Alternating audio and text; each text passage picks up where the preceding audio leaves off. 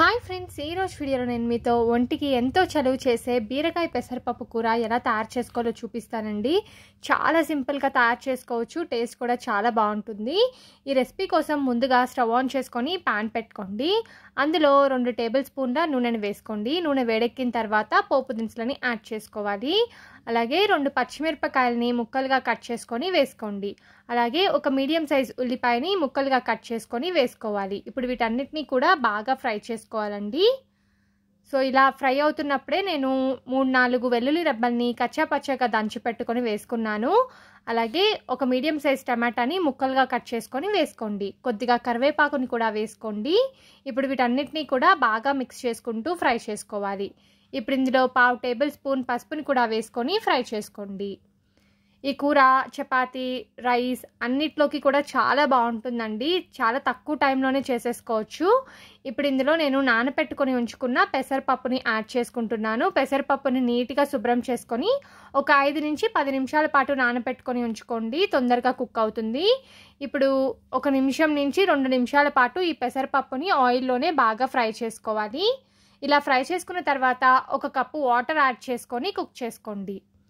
So మంటని medium ఫ్లేమ్లో పెట్టుకొని మూత పెట్టేసి ఒక 5-6 నిమిషాల పాటు ఉడికించుకోవాలి. సో ఉప్పు ఏమీ వేయకుండా పప్పుని ఉడికించుకోండి. సో ఒక 5-6 నిమిషాల తర్వాత మూత తెరిచి చూద్దాం. చూస్తున్నారు కదండి, పప్పు అయితే ఉడుకుతూ ఉంది. ఇప్పుడు ఒకసారి బాగా మిక్స్ చేసుకోవాలి. సో పప్పు అయితే 70 to 80% కుక్ అయిపోయింది. ఇప్పుడు మరలా మూత పెట్టేసి మరొక 5-6 నిమిషాల పాటు కుక్ చేసుకోండి. సో ఇప్పుడైతే మూత తెరిచి చూద్దామండి. చూడండి, పప్పు చక్కగా ఉడికిపోయింది. సో దీన్ని ఒకసారి బాగా మిక్స్ చేసుకొని ఇందులో ఇప్పుడు బీరకాయ ముక్కల్ని యాడ్ చేసుకోవాలి. నేను ఇక్కడ ఒక పెద్ద బీరకాయని ముక్కలుగా కట్ చేసుకొని వేసుకున్నాను. ఇప్పుడు ఇందులో కొద్దిగా వాటర్ యాడ్ చేసుకోండి. ఒక 1/2 కప్ వాటర్ యాడ్ చేసుకోండి, సరిపోతుంది. ఇప్పుడు వీటన్నిటిని మరొకసారి బాగా మిక్స్ చేసుకొని మూత పెట్టేసి ఒక 7-8 నిమిషాల పాటు కుక్ చేసుకోవాలి. మధ్య మధ్యలో కలుపుకుంటూ కుక్ చేసుకోండి.